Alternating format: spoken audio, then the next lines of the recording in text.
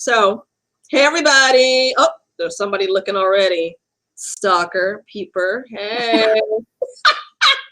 As you know, this is the Yolanda Shoshana live stream, and joining me today is the fabulous Coco Quill, who is the creatrix of Whiskey and Wolf, and we're gonna talk Shakespeare and who knows what else. I mean, we live in Shakespearean times at the moment anyway. You know, I have to say, I think 2020 is material for Shakespeare, and the last 2 days have been very Shakespearean. So, yeah.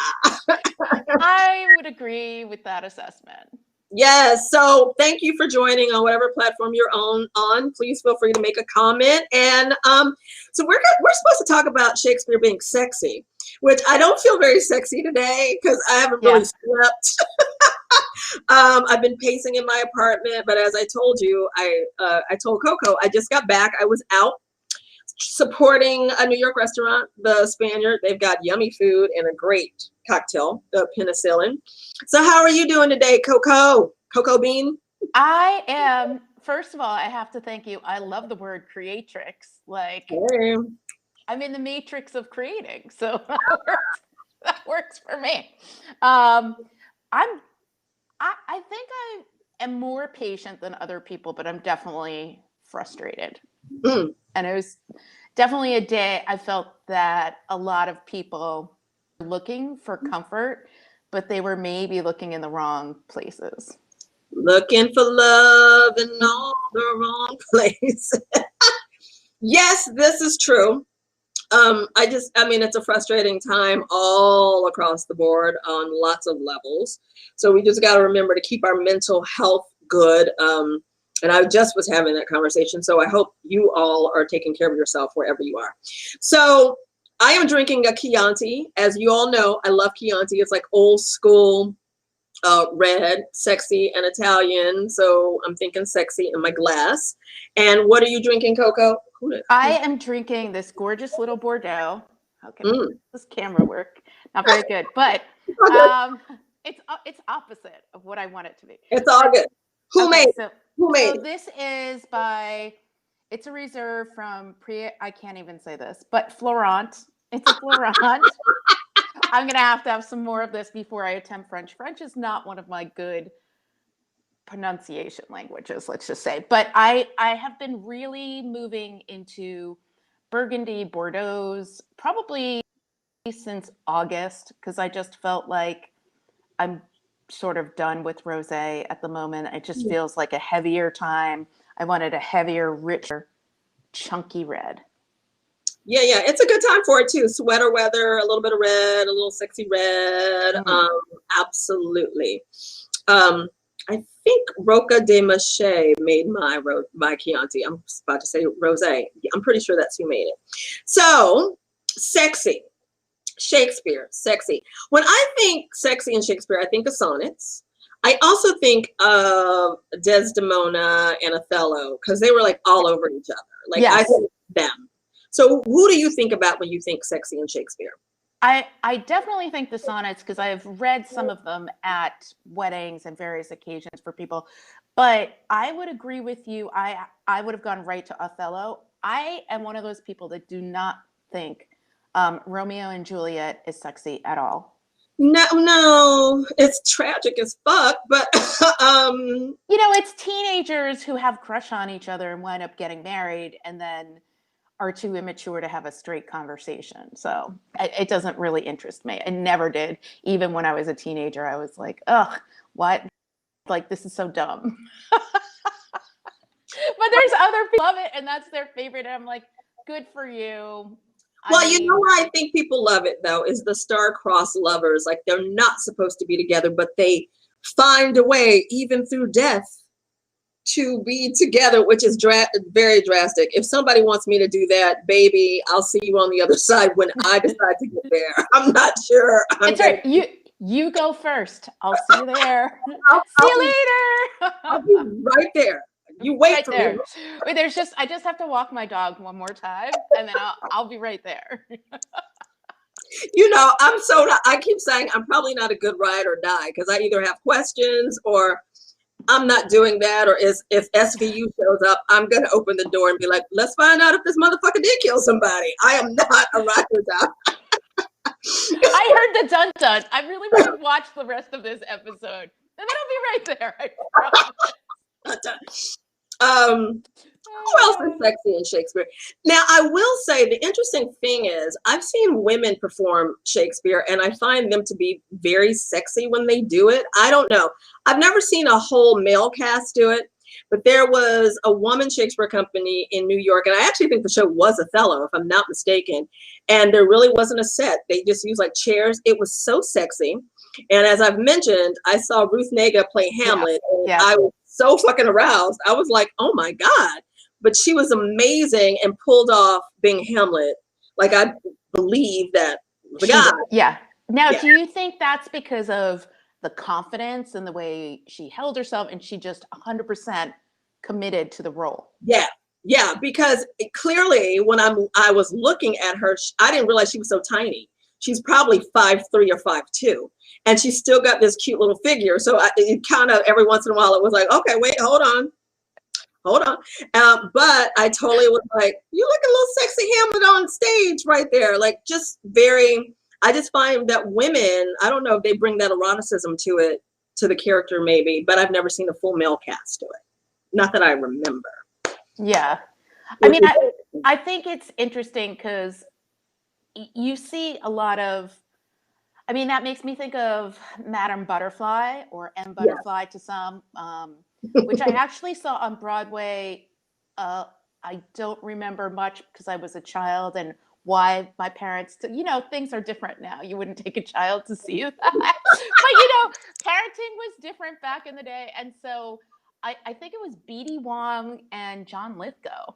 Are you serious? Yeah. That was wow. Yeah. I mean, BD must be like 500 years old at this point, but I'm Chinese, and so the genetics are there. So that's what happens. Like, I could be 400 years old right now. You just can't tell. Oh my God. And you look amazing. That's right. What's not to love about B.D. Wong, who I've not heard about in years? I remember once again, Law and Order, B.D. Wong. B.D. Wong, who was on Law and Order, Father of the Bride. Who left the show to spend more time with his son. B.D., shout out B.D. Wong. Cheers to you. Who would have thought? Cheers to B.D. Wong. I will drink to him. He's also a short person. Yeah. But very handsome though. I think, I think I told you this when I was in California, I had, yellow fever, as I was told. Yes, you did tell me that. I do remember you I love me some Asian men when I was in Cali. Shout out to the sexy Asian men. I'm gonna drink to that. I will drink to that and say Henry Golding. Boop. And remember that Hennessy party, the New Year's party with all the fine, sexy Asian men. Shout out, Asian men. Shout out. That is true. That was a night. That was like the last sort of like big hurrah. Oh my God, It was. It really was. I mean, I went to one event after that. It was nowhere on the level. Oh no, that night, and the bottle service we weren't expecting. Oh my God. Thank you, Hennessy. Thank you very much, Hennessy. Like, that was the XO. The XO was amazing, and we'd already been there for like 2 or 3 hours when they brought the bottle. And then then you feel, oh my God, we've got table service. I feel obligated to drink. Have to drink it or we're being rude. And they brought so we had champagne at the table and the XO, and we just could go to the bar and get whatever we wanted. It was amazing. Thank you, Hennessy. I miss you all. Can't wait for another one. So miss you. So love Hennessy. There's some really great companies out there. Like, I don't know, how many virtual tastings have you been doing? Like daily? Hourly? I know. It feels like it. Like sometimes, and then sometimes I have a couple in one day. But I have to admit, like I can't open all the bottles in one. Like, I'm not going to open 7 wines at 10 a.m. I think that's not okay. I may have a problem. Okay. But I have a couple coming up soon, which I'm excited about. One on Chianti. Look at us. See, we're supposed to be talking about Shakespeare and all these other things. This is what happens when we talk to one another. Who knows? We'll get back on track. We're getting back on track. We're talking about wine, though. We are. Cheers. Red wine, which is great to have during this time. So those of you who are watching, just put whatever you've been drinking the last 2 days, because I think we all started. I started with brandy yesterday and made my way. I actually opened the Chianti yesterday, and I'm about to finish it tonight. Gold star. Yeah. Did you have anything yesterday? I did. I had whiskey, and yeah, it was a hard night, so we needed that extra. What whiskey did you have? I actually had a little Uncle Nearest, but then I moved to Angel's Envy because I really like the fact that it's aged in wine casks, and it just adds that little bit of like mellow. And I think I put a couple of bitters in there. Maybe I skipped it. I don't know. I'm a whiskey drinker, as you know, so bourbon is my go-to, and I mostly have been drinking, but because of you, I did do a Patron virtual tasting, and then Whiskey Washback is coming up. So I'm doing 2 virtual tastings, one with Coco. I think I'm saying that correctly. It's female-owned distillery, and then there's Westward. Yeah. Are they both bourbons? Or are they what kind of? Yes, I picked bourbons. Oh yeah. Well, yeah, you do love. I love bourbon too. I think it's a great. And Angel's Envy is a great one. I'm a big fan. What was I about to say? See, look, it just jumped out of my mind. So your candles. What would you pair, since we're talking about sexy Shakespeare, whether it's wine or bourbon? Boom. Which one are you burning right now? This one is the Equality candle that I have paired with my RBG necklace. Oh, is that what's going on? Okay. I like a theme. I missed the. You were probably like, "What is going on?" No, I actually wasn't. Unshackle yourself, girl. Let equality go. No, everyone else has. Shade intentional. I'm trying not to talk about politics. It is so hard because I've seen we may get into it in a minute. I mean, Shakespeare was political, so we do have. Well, I will say that, when we were talking about favorite characters from Shakespeare, I told you that I really like Puck from A Midnight Summer's Dream. Yeah. And so I did pull a quote that I do think is appropriate for these times, where he says, "And those things do best please me that befall preposterously." And that would really, he loved mischief. And so do I feel like Puck, little magic mischief, he's like, I'll just manipulate a few little things and you won't get to the happy ending anytime soon because I'm going to have a little fun with you. That would be 2020 altogether. Except, but it's like, that is, 2020 is Puck on acid. Yeah, 2020 came to fuck with everybody. 2020 is not for the weary. I mean, I don't know. It's just what more twists and turns do we need? But I'm starting to feel like maybe the light is coming. So equality, what sense are in that? And what Shakespearean show would you pair with it? I mean, Othello's a good one because we all. I know. I was just like, Othello just popped back into my head again. I mean, it's hard because there's so many good ones, but I think too, with the lens of 2020 and equality and all of those kinds of things, it's really hard to not notice how undiverse a lot of those casts are, especially when you see movies and you're like, historical movies, there's rarely anybody in them that isn't white. Like even watching Outlander, I just, it's always like, well, let's go back and tell British history. Let's go back. But I have to say, having lived in London, it was the most diverse. It was more diverse there in terms of population than it is in New York. You could get on the tube there and you will hear 4 different languages. Whereas on the subway, you probably won't hear that. I feel like I do, but I guess that's interesting. Yeah, also different languages as well because they're closer to like Africa and Europe, so you hear a much more diverse group of foreign languages going on. I mean, I might hear it because I am coming from the Bronx, depending on where I'm coming from. I mean, and it may also be where is one coming from, and that population and these different populations are where I'm going to catch the train and make my way through. Especially if I'm going from here to Brooklyn, like I hear all this. But I also think, I mean, I don't know if anybody's paying attention on the subway. I mean, because I can close it out. I mean, but I always know when I hear French because that's one of my favorite languages. But I couldn't tell you like Spanish. I'm in the Bronx. I just now at this point, even though I took 3 years. Yeah. ¿Cómo estás? Muy mal contento. So equality. What are the scents in equality? Oh, it's very layered. It's got oak, it's got moss, it has amber. I tried to make it as layered. There's probably about 20 different scent notes that are in there. So I tried to make it as layered as the human condition, really. So there's kind of something for everyone in there.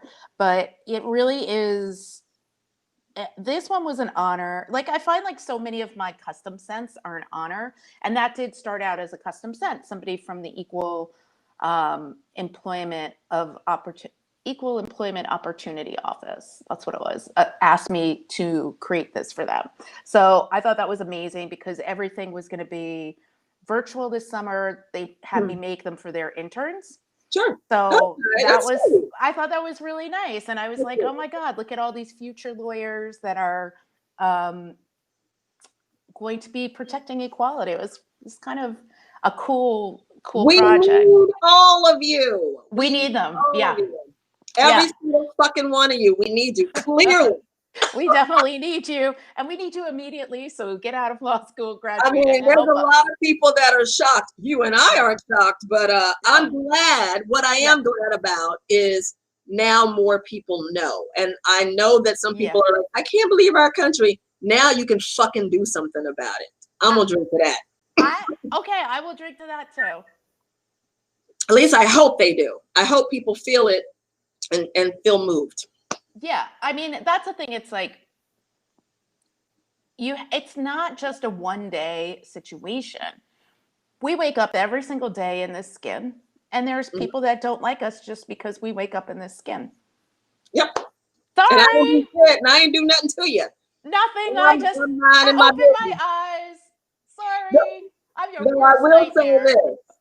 Shout out to the Black women who fucking showed up. And so I asked Coco, I was like, well, where do you all fit all in this? Because I never hear about the Asian vote. And I looked at other, you all need your own fucking cat.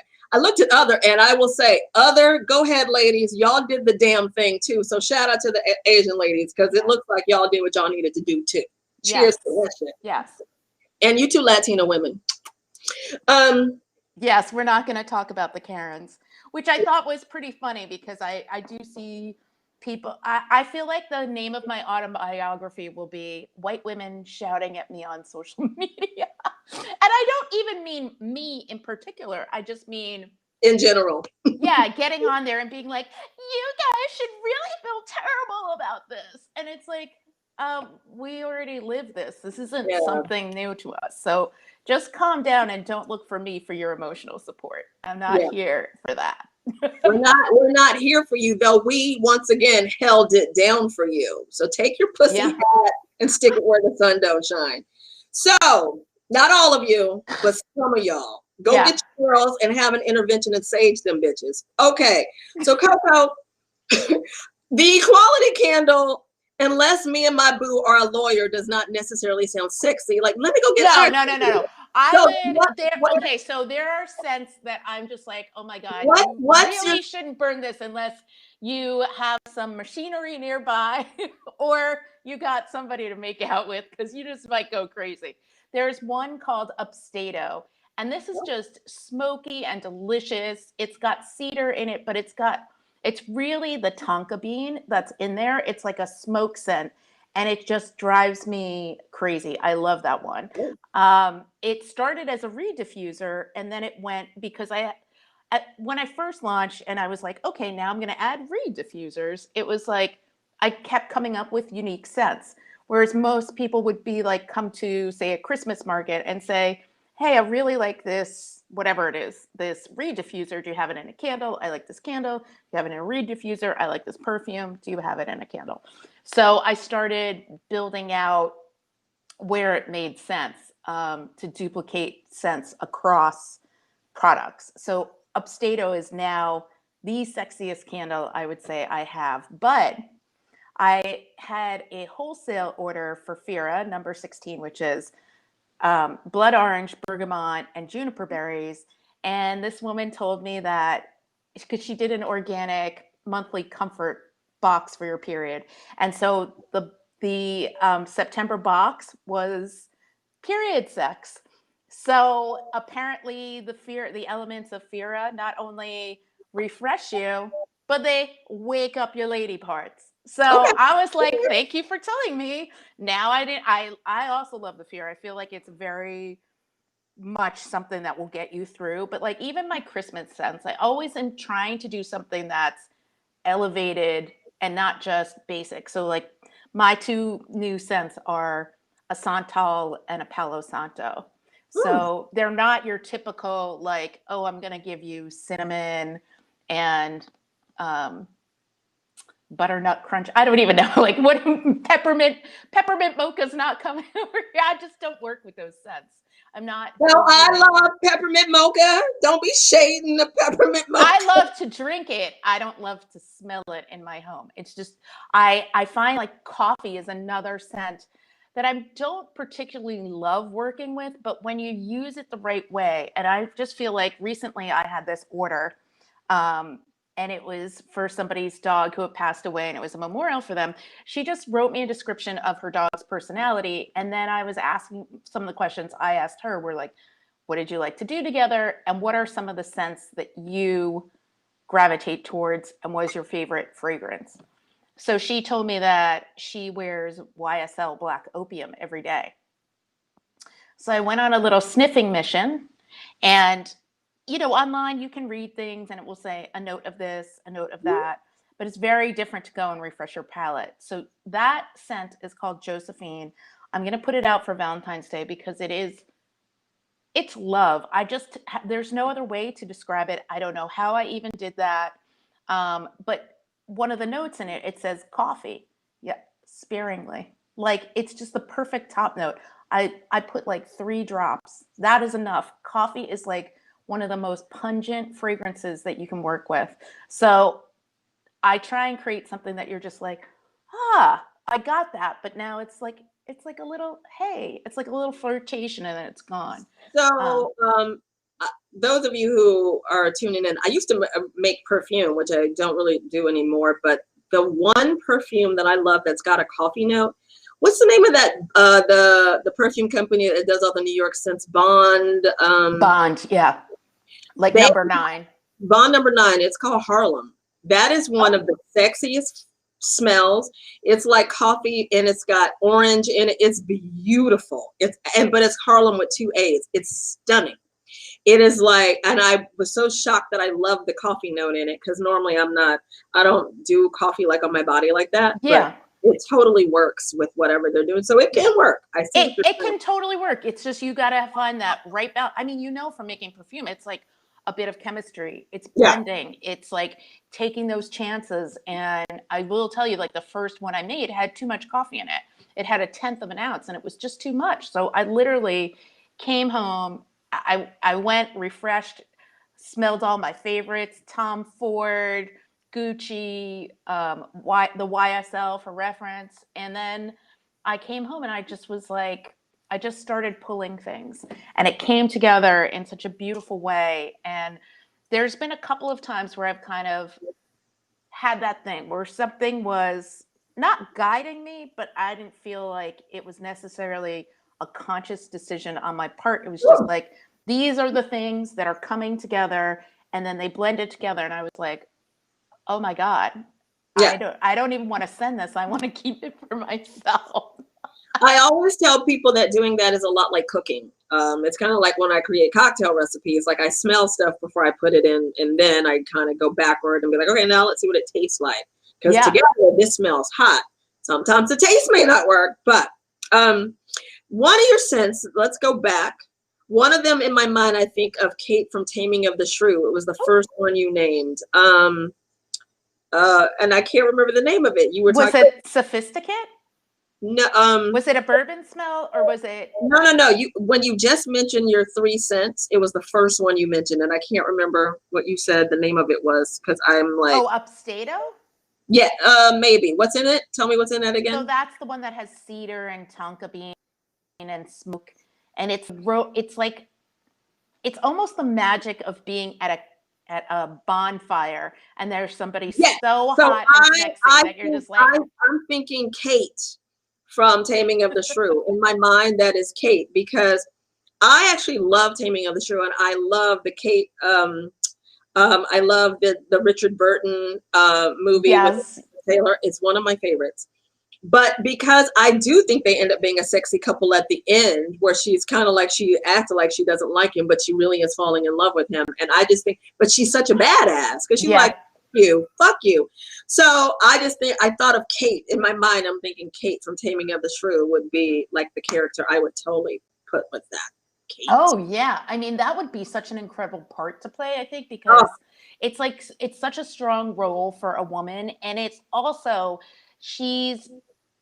the name is almost so now in today's terminology, just almost so offensive that it becomes sort of funny. Yeah. And then you can just like take that creative license to go really big with it.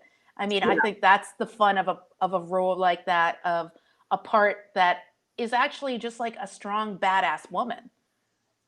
She's badass and she's not going to let anybody. And, you know, that theme has been played out so many times. And I think they even made it into, I think Kiss Me Kate was also think so. Based like on that was like the musical version of that. Right, I always love that. I think it was always, what's her name? Was it Maureen O'Hare? Was her name who played that? I think so. She always had these great classic movies that she was like this just glamorous woman who was like feisty as hell. So, which is always nice to see. Like back in Hollywood, back in the day, some of these women's parts were so great, which is why it's like, why did we? I mean, we're getting better, but we still got some work to do with some of these. But then you see a movie like Holiday, and you're like, what is this garbage?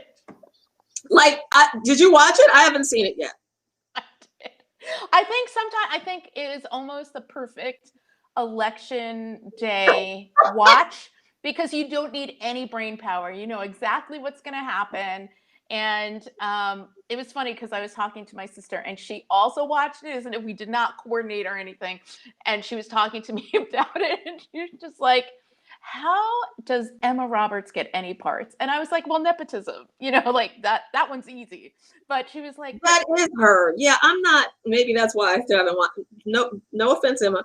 Yeah, no offense. Like, good for you. You're still. Is it a Christmas movie or is it basically?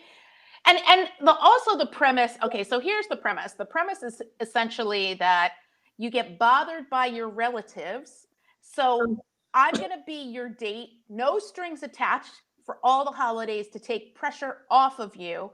And you're going to be my date. And so every single holiday will be a holiday, except that she tells her family. So how does that exactly alleviate pressure? Because if I go home with a guy and I'm like, this guy is my platonic friend who's here, so you guys aren't going to harass me about not having a romantic partner, why would they? I mean, it just, that to me is like sort of the disconnect and the bad storytelling. They could have made it so much more interesting if they were hiding it from people.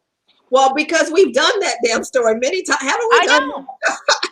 So I was like, this is just like, you know, it's super generic, but the guy is kind of cute and it's well, the guy always has to be cute or else. He's cute and Australian, which I think is really funny because she completely makes fun of him for being Australian, and yet he is like on another level. He's another level of hot. And I'm assuming they fall in love. Of course they do. She denies it. But it's not like the taming of the shrew. It's not that hard. It's just like, yeah, it never is. It's really not that hard. And then he's walking away from her at the mall, and she gets up, and there's like a gospel choir. And they actually call out his name, which I do think was the highlight of the entire movie. Like, she's like, whatever his name is, Peter, and he doesn't, and they just go, Peter, and he like turns around, and I was like, oh my God. And that was the highlight of the movie for me. Okay, that's going to be one of those, maybe one day I'll watch it. Maybe if you've exhausted every possibility and you're just like, I need something, I'm stuck, I have nothing else. If I fall asleep, there's not a high risk, I'm missing anything. There you go. I mean, I ain't gonna lie though, I do like those cheesy Hallmark movies because, and my life, I love my Lifetime. I love Lifetime TV. But I would say Hallmark, because my mom watches that channel a lot. So I would say, even though you know where they're ending up, and oftentimes they are like, at least the woman has the opportunity of career. This character in Holiday, and usually that's what happens. They're choosing between their perfect job that they are mysteriously having to move to like France or New York or some other city that's like, they go back to Bumblefuck. Yeah, but they're going back to Bumblefuck for like a week. And then in this week, they fall in love with someone they never met before, a widower, their high school sweetheart, the annoying guy on the plane, and who turns out to be their boss or their boss's son. And then where they wind up, having some kind of hiccup. And then all of a sudden they had no chemistry, and boom, they're in love. And then they risk it all. And Bumblefuck. Yeah. And I think the beauty of that storytelling is at least there's some layers there. At least they attempt more than one thing to win over that person, win over that character. They try and understand and get through some layers. Even though you know how it's going to get up, it's not 100% mindless. There's like a little bit something going on. Right. Sometimes they throw in children, they throw in career stuff, like she has to save a store that's going out of business and she must come up with the Christmas window. That's a Hallmark movie. Oh, I know. I know you know. You're like, what's I love all of it. It's like, okay, this is ridiculous. Or my favorite, The Christmas Prince, or whatever it's called on Netflix. There's a mysterious prince involved. I mean, that's great. It's cute. It's fairy tale. What this is like, I'm just a difficult person that happens to be cute. And if I was unfortunate looking, I wouldn't even get a second sentence out of this person. Yeah. So let me be as abusive as possible. Let me smoke, have as many vices as I want. Because that's how she is in this. He's like a fitness guy, and she's like, all I eat is candy. All I do is smoke and take drugs, and So then there's that too, like where the woman is just not a nice human being, and then she's got to find the spirit of Christmas or whatever. Yes. By the spirit. Oh, look how my hair. It's very hard to. I don't know. I never should have touched it. I'm not gonna touch it. So we're like, this is the thing. Whenever we start talking, it's just like blah blah blah blah blah. Okay, yes. Let's get back to what were you talking about? We cover it all. We try to be entertaining. I do say that. We do try to be entertaining. Here's something new. Here's a business thing. Here's something new that I'm making. What the heck is that? It's a bath bomb. That's sexy. That is sexy. Because you can get in the bathtub with your boo if they're not trying to kill you with the toaster, and then you can drop in the. You know what? I watch too much Columbo. So instead of dropping the toaster, baby drops in the bath bomb. So what does that smell like? That one smells like rose. It's got rose and sandalwood. And then I actually have sandalwood is sexy. Sandalwood is sexy. I have dried flowers. So I have actual rose petals that go on those. And then I also have a cashmere musk, which is very sexy. And I have somebody who cannot get enough of it and is always like, what are you doing next with that? But the cashmere musk, it's number 17, luxuriate. It's like whiskey, but it's mostly the cashmere and the musk. And that one I just love. That one I could just wrap myself up in and you just feel luxurious. That's why it's named luxuriate. But that one I'm also making into a bath bomb. And those bath bombs are like black and white. And then I have like fairy dust that's gold that goes on the top. So I'm having fun with bath bombs. They're going to be in gift boxes, and I'm not probably going to make them forever, probably just for the holidays, because bath bombs are very messy. So you getting glitter all up over your apartment. Is that what you're saying? I like the ingredients are like there's actually a ton of ingredients to them. So you think you can go with a basic recipe, but I never do basic. So of course I have shea butter in it and clay and this SLS8 and poly 80. So it's like, yes, anyone can do these things, but I'm always going to be extra and I'm always going to make the hardest possible. Well, that to me, nobody wants a basic ass bath bomb, especially if you're trying to be sexy. So they're black and white. So it's a little interracial love bath bombing. Yeah, that bath bomb is all like, and I sent one to my friend Mr. K. He works at he's a tattoo artist. He's like a famous tattoo artist. He works at Bang Bang Tattoos on the Lower East Side, and he was like, Coco, this is like the shit. And I was just so happy because it's always fun when your cool kid friends think the things that you think are cool are cool too. You know, they're like into it. So that one has been such a hit, and I think the color doesn't hurt. Like the color swirl is really fun, and I have a lot of fun making that one because it just is like visually so enticing to me. Yeah, I love it. This one, yeah. This is my Santal. Santal. I called it Santal Baby. I should send it to Mariah Carey. But you know, I try and do things that are not not overly basic. Like even when I did my pumpkin one, it was Tipsy Pumpkin. It wasn't going to be like, here's a pumpkin spice latte. Although I know you were like, you should just make it pumpkin spice latte. Everybody loves pumpkin spice. I don't care. Pumpkin spice. The pumpkin was tipsy. It had whiskey and oud and rum in there. We like a tipsy pumpkin. We like that. Yeah.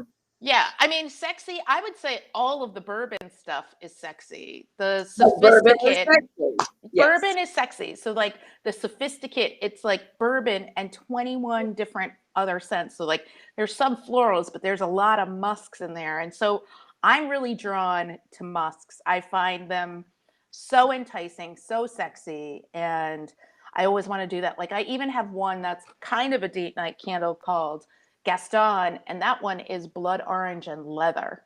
Mm-hmm. And it's just like, you just feel like you're on a date and you snuggled up to your partner, to Gaston or whomever, and you can smell, you know, his leather jacket when you're like about to kiss him. So I love that. And then there's like the blood red sunset. So that's kind of like the story behind that one. It's a date. It was created with that in mind. Date night. Date night. That is a date night. All right. I guess we've talked about everything at this point, as we normally do. This is our typical kind of conversations in a way, except maybe we edited and we're a little less X-rated for you. Yes. We've known each other a long ass time. We have, and I was telling someone earlier, I was like, oh, I'm going to talk to my friend Shoshi later. She is one of the most interesting and vibrant and amazing people you could ever meet in life. Oh, thank you. Oh, it's just the truth. Everyone who's watching knows. Everyone who's anyone is watching who knows. I'm going to do that. I'm vibrant and blah, blah. I'm good.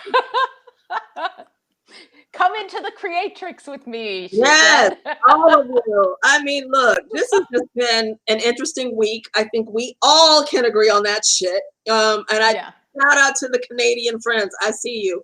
which one of you is either A, gonna marry me or sponsor me for your country? I'll take either. I'm not gonna be picky. I do prefer a French Canadian though, but listen, I can work with you. Is Ryan Reynolds French Canadian? I don't think he is. I think Okay. he's more like Toronto or Ottawa. I don't know. I don't think he's French Canadian. That would Okay. be too much if he was. I mean, I woo. was gonna say, because the only reason I ask is because he's got brothers. I don't know if any of them are single, but they're Canadian. If the family isn't, if they're like the Hemsworths and they all look similar, Yeah. I'm okay with this. I know. And then Blake Lively, you loved Gossip Girl. You could Love. be sister-in-law with Blake And she Lively. loves to cook. She loves to cook and everything. I can clean dishes. Blake, do this for me. Do this. I'll even babysit the kids. Little Jane. I got you, girl. Y'all can have a date night. I got the kids. Oh my gosh. I would so do that, because like I have to say, her wardrobe in that movie that she did with Henry Golding. What movie was that? I don't think I. It was something like, there was a plot twist in it, and it was with that little girl that I don't really like that tries too hard. Anna Kendrick. Well, no. She was in Pitch Perfect. Anna Kendrick. So yes, it's Anna Kendrick. It's Anna Kendrick. You know what? I guess I'm not remembering Henry Golding, and the fact that you said she tries too hard. Yes, that is my problem with her. Like, it is. I just can't stand her. She tried. She does. She does. Thinks she's too cool. She's just too cool, and she's not. It's like she goes the other way. I prefer I think I was a nerd, but now I'm glamorous, except I'm still nerd in like Anne Hathaway. But Anne Hathaway is totally gorgeous. But when she was in the Princess Diaries, I completely believed that she was a nerd.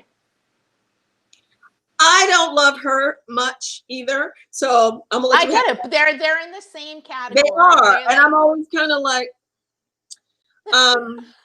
you know what? She used to live in Dumbo, and I saw her a couple of LA, times. and then I went, I really have no reason. But you know what? Anne, if I met you, you'd probably be good over a glass of wine. So Anne, go ahead. Anna, Anna. I think I would see Anna Kendrick and walk the other way. Coach. Or I'd be like, hey, do you have Rebel Wilson's number? She's fun. How do you really feel about it? Now, poor Anna Kendrick. How do we get this girl needs some cups.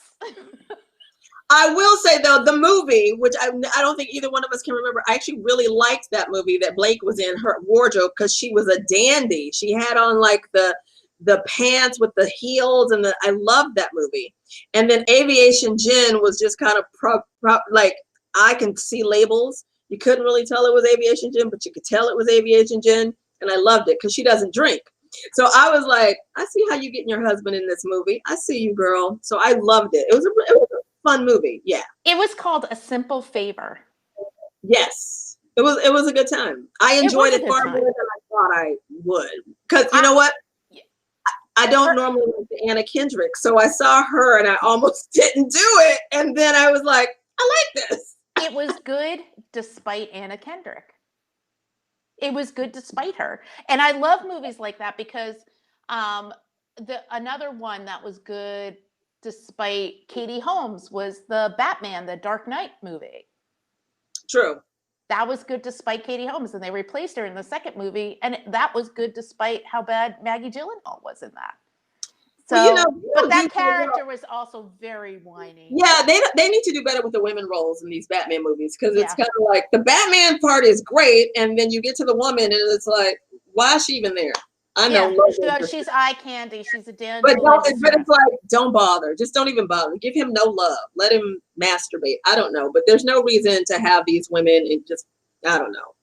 I totally agree with you, because they're always like these. I mean, think about Halle Berry and Catwoman.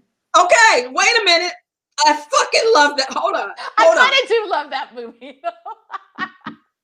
But first of all, her name was Patience. It wasn't even Selena. My thing about Catwoman, though, which to this day I still have an issue with, and thank you for casting good-looking Benjamin Bratt. Of course he knows it's her, because there was only one black woman in the fucking town. I was always like, he's a detective. There's no other black people in the town. She's got to be the Catwoman. Oh my God, that's so accurate because it was all white people. I mean, Sharon Stone was in that movie. Like nobody thought to add some more color so that we could at least be thrown off of the Catwoman scent. I love that Catwoman. And she looked great in the outfit. As a matter of fact, I may watch that shit tonight. Oh, there you go. There you go. I mean, I gotta say that one was so much better than and I do like Michelle Pfeiffer quite a bit, but I enjoyed the Halle Berry one a lot more because there was kind of like more character development. Once again, the Batman movies have not done so well with like making sure that women have these great parts. Meanwhile, if you look at the comic books, they're really great and thought, oh, Catwoman's got her own damn series. So she definitely could be written better. Yeah, so, she could be written better. All of them could be written. What is your favorite female superhero? Oh, that's hard. I don't know.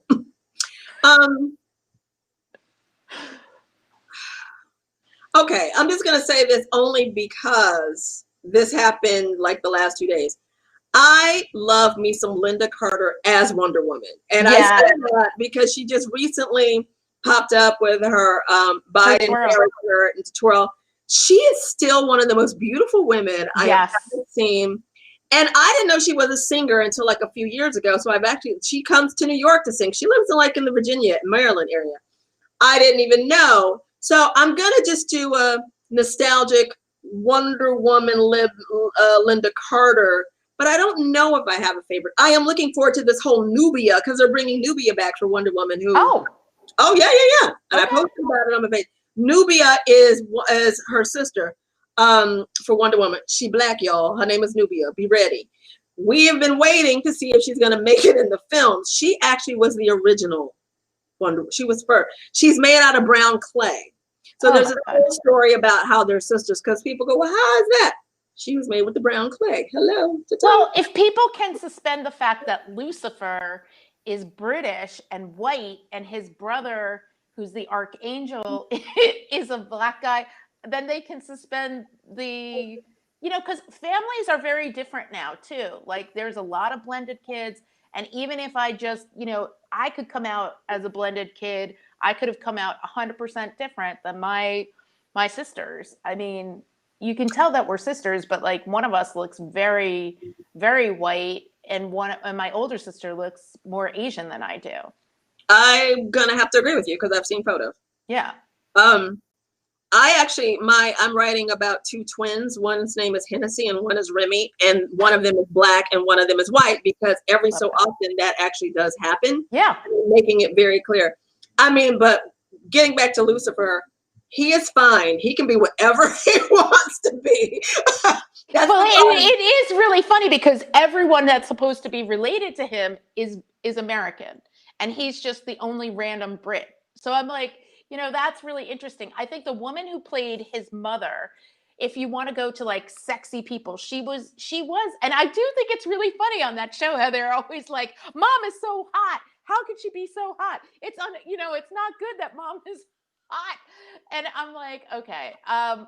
But I do think it's really funny how they're always talking on the show like this person is just so hot. And it's like, I love that the sexuality on that show is also very fluid because Lucifer is like men, women, dogs. I'll sleep with them all. Lucifer. I mean, but that's part of, I think, the dark side and / sin and everything is that the sexy, the more fun side of everything. Anything goes. Yeah.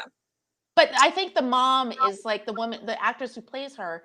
It was like a supermodel. She's like an 80s supermodel. So, I don't know. So when did the mom? So here's the thing. I watched like the first season when it was on Fox. It was in the second season she came on. Okay. I'm going to look this up. Excuse me, everybody, while I look this up. I want to know who was Lucifer. She never has come back. Have you watched it on Netflix since it's Yes. So okay. I think I told you that Tom Ellis was married to a friend of mine, Tamsin, when I lived in London, and she was going through the divorce or the end of the divorce. I think he had just gotten Lucifer when I met her. Ah, okay. And so I don't have a good opinion of him. So I never watched it. And then it came on. You were talking about it and it came on Netflix. And I went, you know what? It's phase whatever. There's nothing new coming out in phase 1 or whatever. And I think there were 6 seasons maybe. So I like starting something that already has at least 2 seasons. Oh, me too, because then you can binge it and go on about your business. Yeah. Exactly. Yeah. And then you're also like, it was the perfect thing to have on in the background and go about and feel like there's so many different episodes, because that was like traditional TV. Traditional TV is like 22 episodes. Yep. And I was talking to somebody else about, like, they were saying, oh, can you recommend something good? And I did. And they were like, this is only like 6 episodes. I'm like, yeah, I don't mind like British TV or European TV or Australian TV where there might be a season, might be 6 episodes. I actually think those story arcs can be much stronger because they're much shorter. But like Lucifer, I felt like I could fall asleep and it would be the same thing in the next episode. But we need more of Idris as who's that? What's that cop he plays? Like, I need a couple. Luther? Yeah, I would like a little more Luther. I mean, I had to stop watching that after the 2nd season because I was living in. Oh, somebody asked if you're psychic. Yes, I am a psychic. Hi. I see you. No, I don't see you right now. Yes, She's looking into your soul right now. And it looks good. It looks good. So yeah, I could use like maybe one more episode of Luther each season. I really enjoyed the Luther. Yeah. I mean, I enjoyed it, but then living in London and there was one episode that really I think it was the 2nd season where there's like the twins that were going around killing everybody, and they went into the train station, one of the tube stations, like the big international one. I think it was St. Pancras. It was somewhere I went all the time, and they just like take out these tools, and then he just goes on this killing spree, one of them, and I was like, that is just too real for me because I'm in those spaces. And then like there's a lot of little winding streets and muses in London, and you can be the only person you see, and you round like a small corner and you're not the only person, and it's a little bit like sometimes. So some of the stuff that was in there, like a girl gets pulled into one of those little alleys and there's an active market, he just pulls her in and kills her, and she's literally within 5 feet of another person that could have saved her. And that was too disturbing for me because I was like, so I guess you never watched The Following, which was very much the same. And they filmed it in New York, and they even went to a bookstore and like shot all these people. They did stuff on the subway. Oh, I love that shit, though. I cannot. I mean, there's some stuff that I can take and other stuff I can't. I really love shows that take place in LA because I've lived there. And those are usually like, to me, LA is such an entertainment town, but it's also like something like Entourage. It just makes me laugh so much because it's a satire, and other people like, I hate them, they're so sad. I'm like, but it's like living in a cartoon. That's LA to me, so it makes me laugh. So when I see stuff where there's like Lucifer, there's all these murders, they become very secondary to the show. But like it felt like this is a TV show versus like Luther felt like I could actually be killed like this, and Idris could be coming to solve my murder. It's filmed very gritty too. Yes. The way it's filmed, it's very gritty, but I love it, and he's so great in the role. I mean, they keep saying they're going to make it a movie versus a series, which I'm fine with. I think Luther is a great part for him. He is such a good actor. I mean, he was in that Hobbs and Shaw, and without him, I think that movie was just I think that movie needed to be cut down by about like 45 minutes. It was too long. But he was a really good villain in that. He was so good. One day I was like, I needed something in the background. I was like, okay, wait, 3 fine men, The Rock, Jason Statham, and I was like, Idris, this is great. Yep. I put it on. You're right. And then the scene with all of them, I'm like, well, this is like porn for the eye. I know. It was really good, but it was like, I know that The Rock was like, well, I'm producing this, and I'm going to take people back to Samoa. And it was like, that's when it just went on you can't do every single location. You gotta, it's like any good story.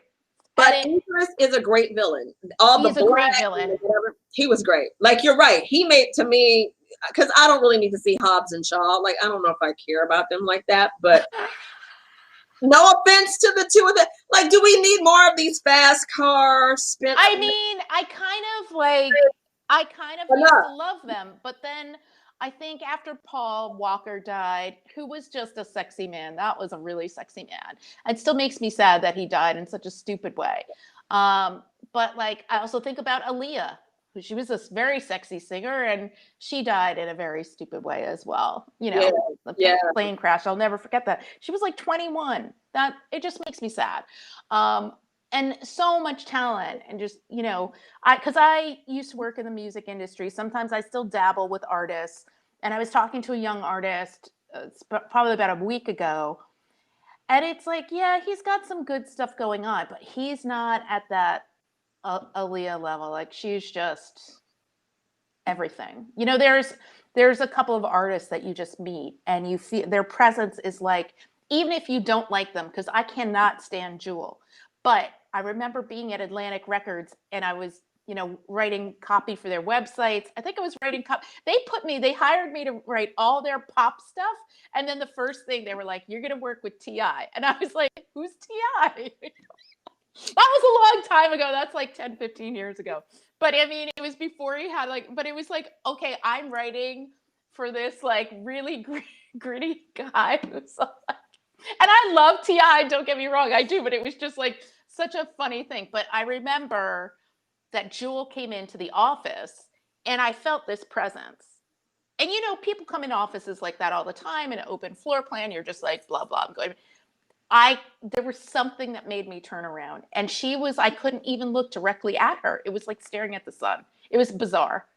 No, I heard that about her. I mean, I think when she came out too, wasn't Sean Penn like crazy in love with her, if I'm not mistaken? And that would make sense to me. Yeah. I think that helped make her a name because he was like crazy about her. And everybody's like, who is this? I've heard that about her though. Yeah, she is. I also want to ask you one last thing. I mean, we have gone off topic. Hey, everybody. Next time, we're just going to get on and talk about celebrities we don't like. How about we do that next time? Because who knew that'd be so much fun? We could talk about who I think is super sexy. Okay, we'll do that next time. Okay. But I have a friend who says that Beyonce would not be Beyonce if Aaliyah was still alive. She thinks Aaliyah would have been the one. Which is interesting. I mean, I don't really do Beyonce, but I love that Beyonce is saying she's taking a step back. Part of me is like, yeah, you've seen Rihanna and all these other people living their best lives, girls. Step it back, put the music, get some better product, and do some other shit. Well, she has that new Adidas line, Blue Ivy, that she was giving out to other rich people, which people were very annoyed with. And I was like, yeah, I'm so tired of that, but I do have to say, it made me laugh that Trump called her Beyonce. He did. I just started to laugh. I'm like, how did he get that wrong? And then there was Beyonce. See, I see her. She hot. Ooh, I want to get her. But I think the thing about Beyonce, like, I love that she evolved as an artist to these visual albums because yes, the Black is King, I thought, especially being, you know, having worked around artists so many times and you're just like, oh, boy, whatever. I thought, oh, I'm just going to roll my eyes and be 10 minutes into, I've watched it 4 or 5 times. It was, to me, it was like an escape from phase 1, from isolation, and just feeling like I escaped into this other world. I don't know. And I still listen to that music all the time. But her versus Aaliyah, I mean, they were such different artists. Like, that's what I think. You know, Aaliyah was positioned as R&B. She had her stuff with Missy Elliott, and Beyonce was like put in Star Search since she was a little kid. She had the backup singers. So they weren't really necessarily in the same categories. Like, she was positioned more as a pop artist. I agree, but maybe that's where she could have gone. And I mean, Aaliyah, rest in peace. She still is a better actress than Beyonce. Yeah, I said it. Oh yes, no, oh no, absolutely. Like think about Beyonce and Dreamgirls versus like Aaliyah in that vampire movie. What was the vampire movie? She was so One of good. the Rice movies. Yeah, there was an Anne Rice movie, and she was so good in that. Like that is another fantastic thing. And there's some people that surprise you. I mean, Beyonce, take a break, girl. Just make sure it's not for acting. I'm just saying. But her acting in a music video and a long music video, which is exactly what Black is King really kind of is, that works for her. It's the... It doesn't, I mean, I just don't care. Speaking lines that she doesn't write is maybe the problem. Okay.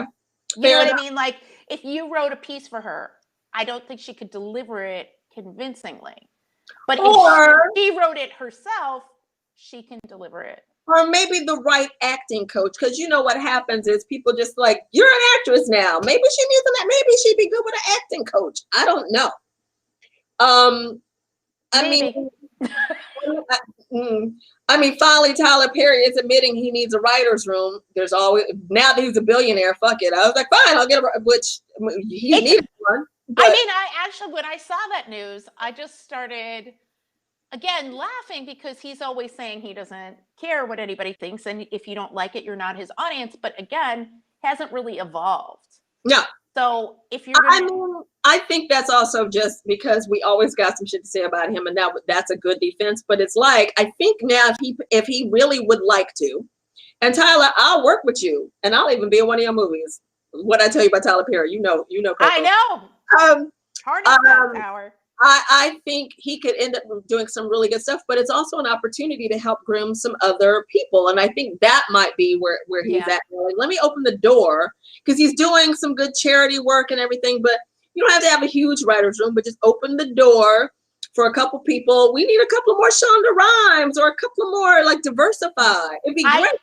I could not agree with you more. And it's funny because Shonda has that new Netflix coming on, the shackles are off, and people were getting mad then when they found out, like, one of the reasons that she left Disney and ABC was the final straw was the Silver Pass situation. A Silver Pass is what I work at Disney. So a Silver Pass is your annual pass. It's like you plus 3, you get to go. But if you're not the pass holder, which she easily could have given like her driver's, whatever, you know, she could have, but it is so easy. I used to get people on the list. I still probably, you know, having not worked there for 15 years, could get myself on the list to get a free day pass. And it is expensive. I don't know how regular people, I've never paid to go to Disneyland. So I do not know how a family of 4 would ever pay, you know, $200 to just go for the day. That's a lot of money. I thought her passes were just one people. So what you were saying, it's on her passes, they were like for families? Because I thought they were just per person. What she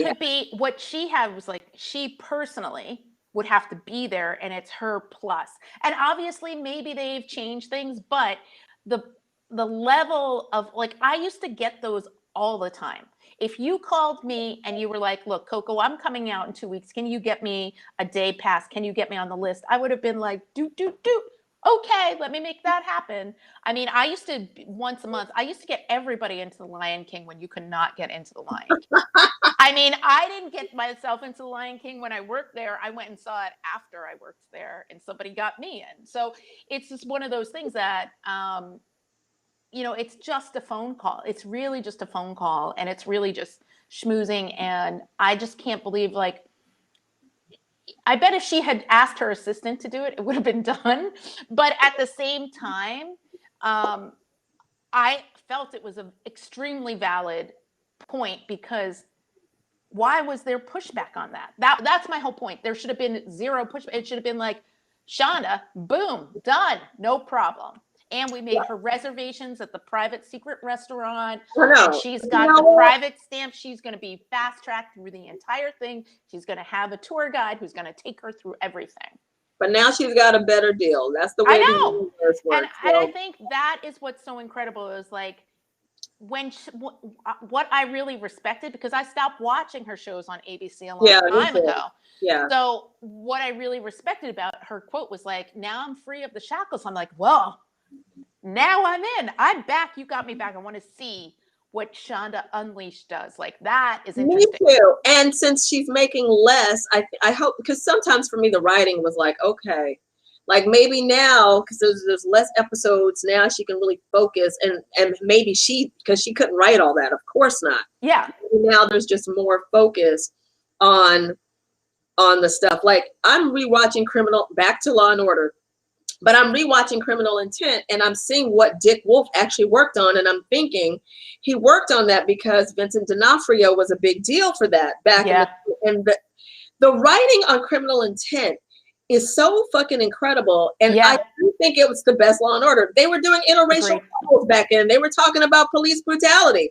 Yep. That's the Law and Order that we need to be watching now. Yeah. So it's really interesting. But then I look and I see that Dick Wolf actually was writing on it and doing all this. And shout out to Dick Wolf, who got $1 billion deal with NBC at the end of February. I'll work for you too, Dick. Shalom. Wait, but who is the guy that oh, I hope you didn't hear. That was something's at the door or whatever. There's another guy like that, like Dick Wolf. It's not Dick Wolf. Who partnered and is doing this HBO show that just started with Nicole Kidman, who I love. I love Nicole Kidman. I'm not okay.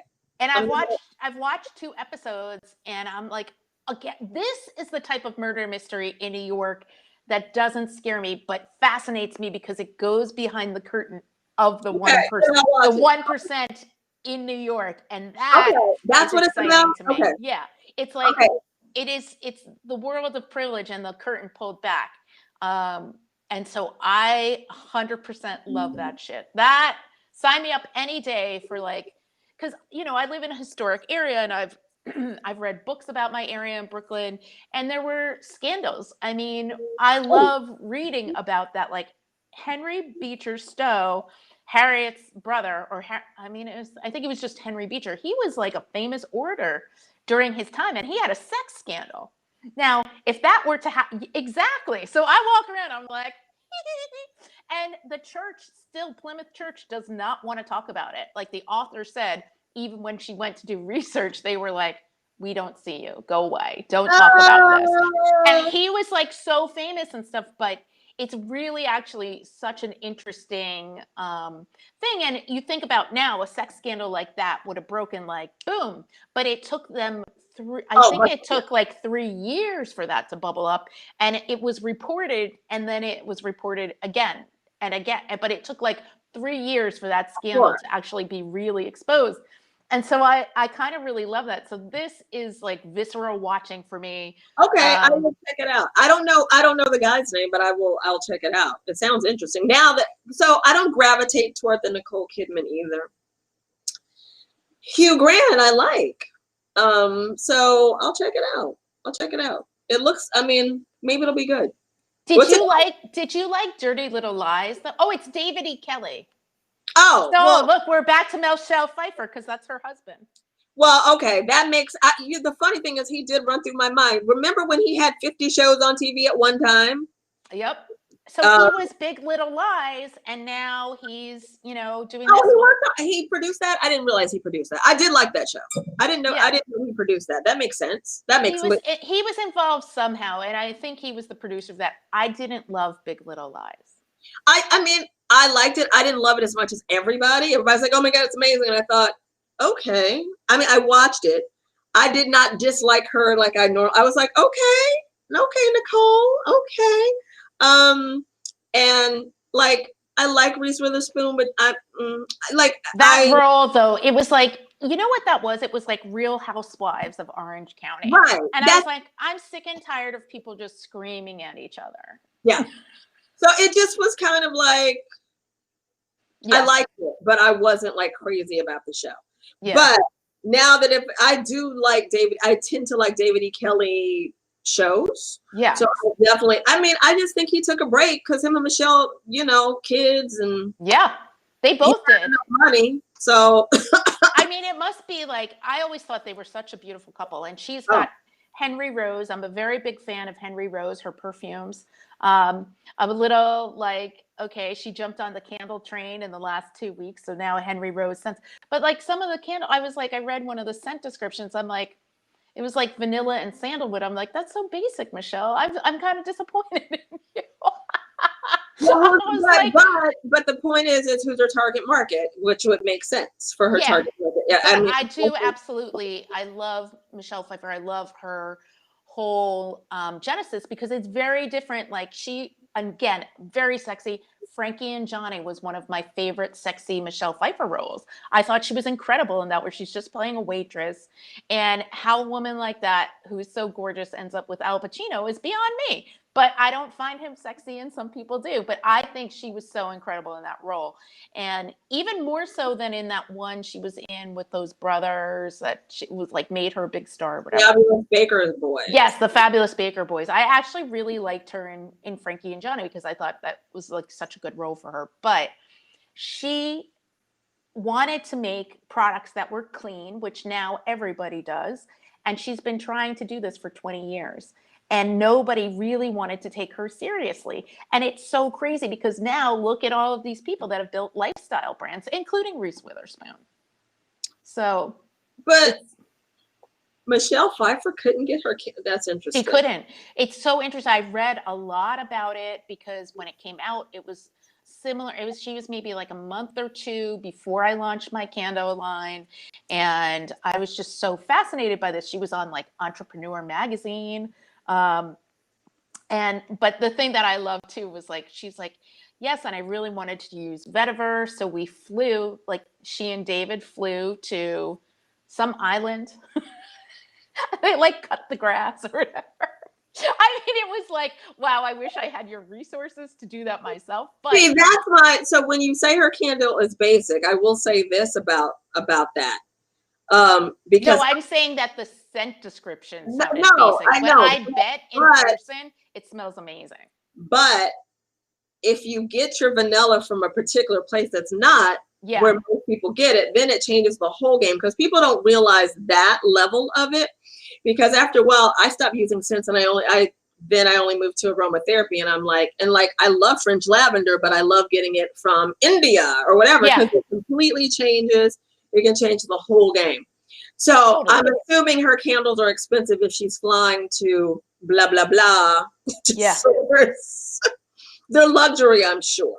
They are luxury, but I think the thing is like she really, and she did talk about one time she was, even when they wanted to do this deal with her or whatever, and this fragrance company said yes, she started, I think she put her head down on the conference table and started crying because she was just so relieved.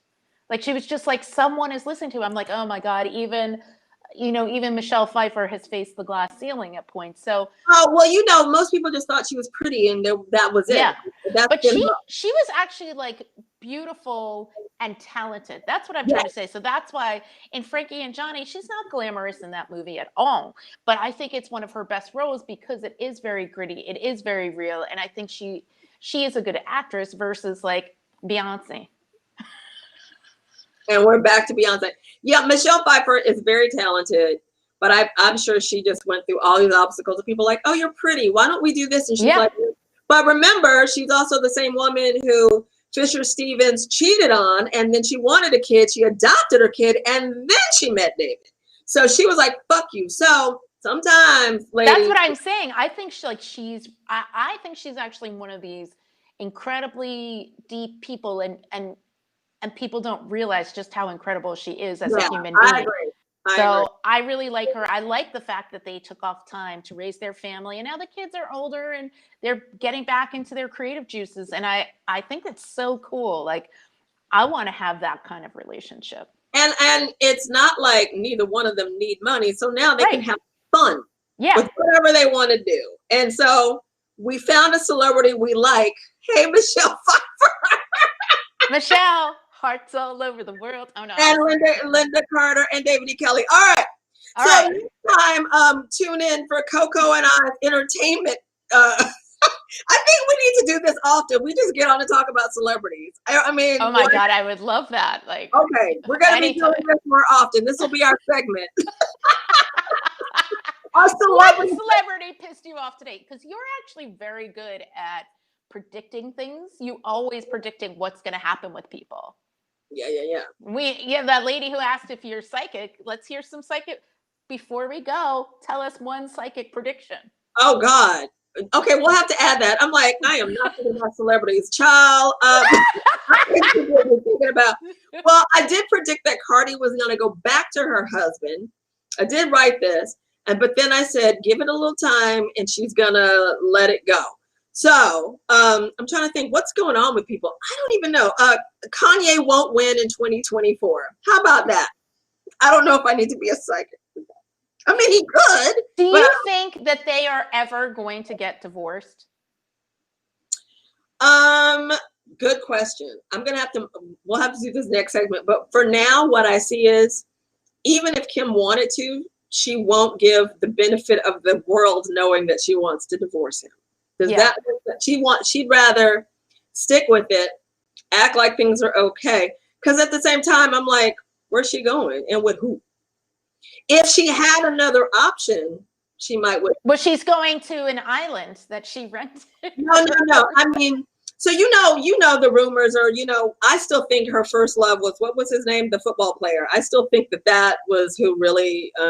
Oh yeah, I mean Reggie Bush. Yeah, Reggie Bush. Look, we forgot. And he left her, right? Well, the rumor was, and that's what Amber has always alluded to, is that Kanye and Kim were cheating with each other. But Reggie had cheated on Kim, and it may have been the fuck you, and that's what broke everybody up. I really think she was madly in love with Reggie, and I saw this, and I could see that, and now here she is. So where's she going with all them kids? And it's just easier to stay with him at this point. Yeah. Now, if somebody else comes along and now that he wants to be president, she may see where this plays out. But as I said, we are not going from a Michelle Obama and now possibly a Jill to a Kim. Black women ain't about to do that. Are you sure though? Because look at Melania. Melania is not even American. Trump defied everything. He had several marriages, bastard children out there, bankruptcy, all of these things that he defied. And so I actually was reading something that said he will not go to jail simply for this writer said simply for the fact that no president has ever been inside a jail cell. And I'm like, but Trump loves being the first. So he can do that for him. You know what, though? I would rather him be outside and be the piranha that he is. He won't be in the movies anymore. He won't be he may get a show, but what he used to be, because when you look at old movies, he used to be like an icon and influence. I'd rather see him not have that celebrity with who he used to. He'll still have you can still have Angelina Jolie's daddy. You can have all those people and Clint Eastwood. You can have all of them. So here's a question. Do you think that they would have been in a tighter social circle because Kim is friends with the younger Trumps? So do you think that they would have been socially involved if Kim and Kanye were at the same age and been at those Epstein parties? Do I think that Kim would have been involved with them? Yeah, if they were all, let's say they were all in the jet set together. If Kim was actually now in her 50s, do you think she would have been friends with Maxine or whatever her name is, the girlfriend, and Jeffrey Epstein, and she would have been at those parties with them? There would have been photographs of her with her arms around Trump. Sure, probably. Absolutely. Yeah. Why not? She loves that too. Yeah. I will say I've seen, she seems to be a little okay, I need to, I think she tries in her own way. I don't dislike Kim Kardashian. I think she needs some real love in her life. And I've said this, and I'll continue. That's something she looks for. And I do appreciate her getting some people out of jail. I actually think she'd be a great lawyer. I really was upset. I was like, you know what?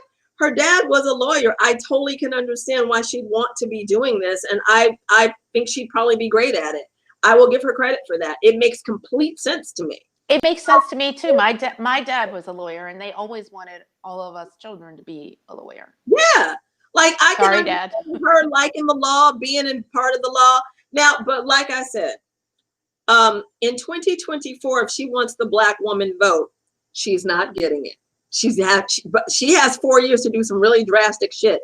But between the plastic surgery and the lies and trying to steal from Black women ain't voting for the Kardashians. So like I said, no, they've done too much. Yeah, no. Now Black men might vote for her. I don't know. They might vote for her booty. Yeah. But I mean, like, look at Chloe. Chloe went back to her guy. That's a hotmess.com. Yeah. I mean, it's interesting. And then do you really think that Chris is really with that boyfriend of hers? I think that he's just a plaything, and she. Yeah. I think she wants a Black dude too. I think she can do better though. So do I. I think she needs an equal. Like, she needs another business person versus Corey, who was basically a road manager. It's like a PA. And he is an actor too, right? Is he acting now? I think well, maybe his greatest role is playing Kim's boyfriend. I mean, Chris's boyfriend. Well, here's the thing. I think she can do better. She's an attractive woman. Yeah, she's a good-looking woman. I mean, and Corey clearly is loving the life. He's gained a little bit. I'm like, you're not even sexy. Like, girl, get yourself something real fine. Like, trade up. That's why I felt like that was just like a strategic thing. I didn't think it would last this long because and she's dated some incredible men. Like, Robert Kardashian was a very smart man. And Bruce, when she met him, was not on top. She changed that whole situation around. So I feel like she needs somebody who's in the driver's seat as opposed to, like, you're there when I want you. Well, maybe it's one of those things where she too needed to find herself a Black dude, because clearly they have a thing for that. She found one. I mean, he wasn't bad looking, but now he's just not. He's nothing. She can do better. So it's like, Chris, girl, go get yourself something. And I'm sure he signed whatever he signed, is keeping the secrets. He has learned, he's never said anything wrong. So he's playing his position well. So maybe she doesn't want to rock the boat. And COVID love can keep a motherfucker with somebody. Back to why I think Cardi, you can't find another, I mean, you can try to find another penis in COVID, but it's harder to do. And why not just keep what you have until we open back up? I'm just saying. I don't know. I mean, I actually think when you've had enough, that's just it. I agree, but as Cardi says, she needed some dick on her birthday, which, girl, can't we all say that? Like, who doesn't want dick? Well, unless you don't like dick. We all might want some on our birthday, and he happened to be there. That helped. He gave her a great gift, and she is a mom. She has been staying home. Her Halloween costume, she's staying home. She's not meeting anybody else. So for her, she's got the greatest line ever. Coronavirus, shit is getting real. I mean, I love Cardi B. I love her. I think she's such a great entrepreneur. Yep. I think she's very self-aware. People were like, "Oh, you like that she stole money from men?" Is this true? I'm like, she did what she had to do. And you want to tell me those were fine, upstanding guys? No, they're not fine, upstanding guys. Come on. But I really love that, like, she and Meg Thee Stallion, I love that they did that song together because I really like Meg too. She's had a hard life. She lost both her parents very young, and I think a lot of people just don't understand. Like, no, she didn't deserve a man where she's getting shot at. No. That whole thing, like, that's the thing. There's so much that goes on, and it makes me think, because a friend of mine, I won't get into what she said but she was saying that somebody was not a good example of BLM, and that, she was under investigation anyway. And I was like, well, what about due process? Oy vey. And I was thinking about, like, and she was like, oh yeah, I guess due process. And I was like, okay, you're not, so you're saying she deserves to be shot because she's hanging out with the wrong crowd? Meg doesn't. That woman did not. R.I.P. to her. And J-Lo didn't deserve it when she was in that whole thing with Diddy. All I have to say is, ladies, level up. Level up. Sierra is an example. Some of them I think Cardi can level up too, which I think is what some of us are like. Come on, Cardi, come on, come on. I think so, but she just hasn't met that person Oh no, that no, has definitely not. gotten her there yet. Also, it's not even just about the person. It's more about what you still think you are, a piece of you. So it's not just about the person, because I mean, she may have the money, but that other part, it doesn't necessarily just go away. Totally. And oh no, totally. You don't, as the Duchess, the Countess saying, money can't buy you class. Yeah, yeah. But it can't, but the other thing is like, who was I going to say who was just like that? Oh, I don't remember. But I mean, There's another. She had who? Oh, I can't think of who it was.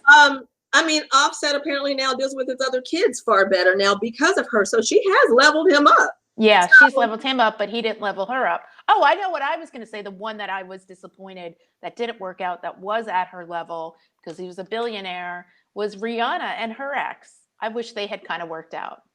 Yeah, that would have been nice. I mean, she'll be fine.